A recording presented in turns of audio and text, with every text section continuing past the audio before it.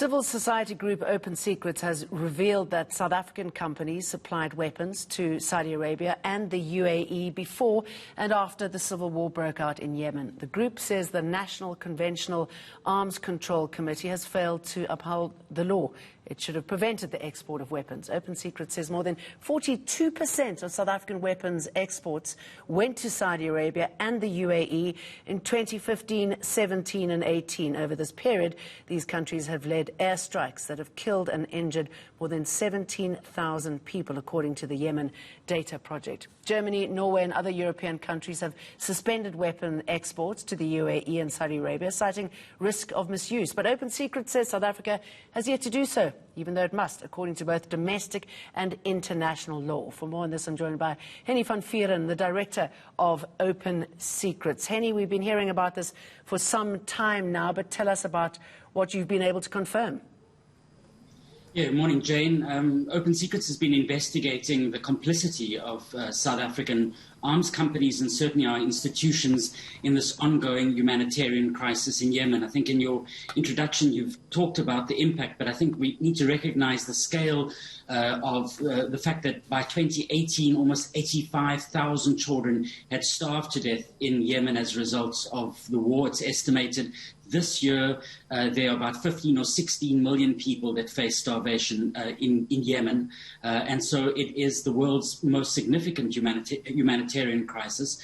And this is precisely the reason why we focused on the question of South African complicity and tried to dig deeper to understand who is profiting from it. And this led us back, Jane, very much to the role of South African arms companies. And in the center of it, although not the only company, is Rheinmetall Denel, which is a parts state-owned arms company. Denel owns part of RMD, and part of it is owned by Rheinmetall, the German company. And they have been selling weapons to both the UAE and Saudi Arabia.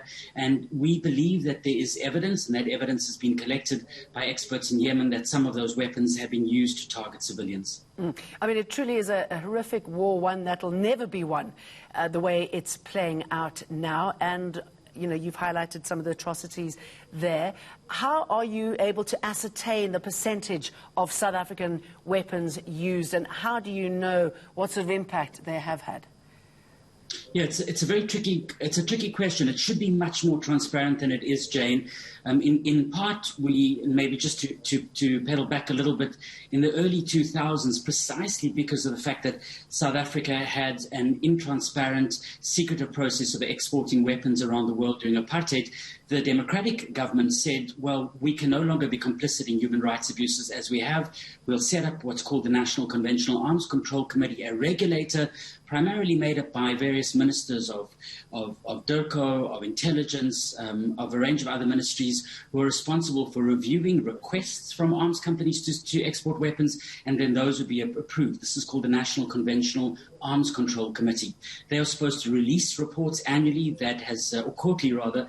They've been very slow in doing so, and what we have managed to do is collate all the information that was available. We were able to access some of the latest records that were released in the past year, and they started to paint a picture of precisely the amount of money that had been made from sale of export of weapons to Saudi Arabia and Yemen. And what we see since approximately 2010 is that these are the two primary export markets for South African weapons. It coincides precisely, in particular, from about 2014, when President Zuma's government authorizes the export of many of those weapons, with the humanitarian crisis in Yemen and the war that Saudi Arabia and UAE is deeply involved and embedded in Yemen. And so on the one side, we have a better understanding now of the supply side. We are saying that we want much more proactive release of information from the NCACC in future.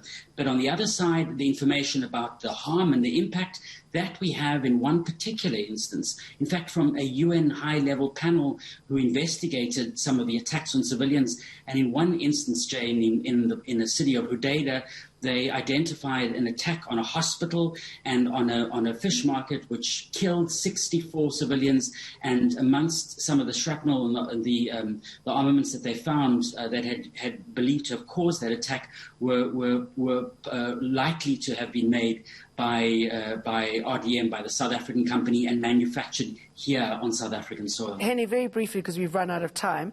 I mean, it shows that there's another state organ that's redundant, and sadly, that's so often the case when we see big tranches of cash exchanging hands. I mean, I'm just wondering what Rian Mattel have had to say and Denel in response to this, and considering the fact that us doing this, we're breaking international law. So where to from here? Well, Rheinmetall and RDM, the South African company, simply argues that what they are doing is they're playing by the book. We should just stress briefly, Jane, is that they are not allowed to export weapons from Germany, and so we believe they use South Africa as a go-around.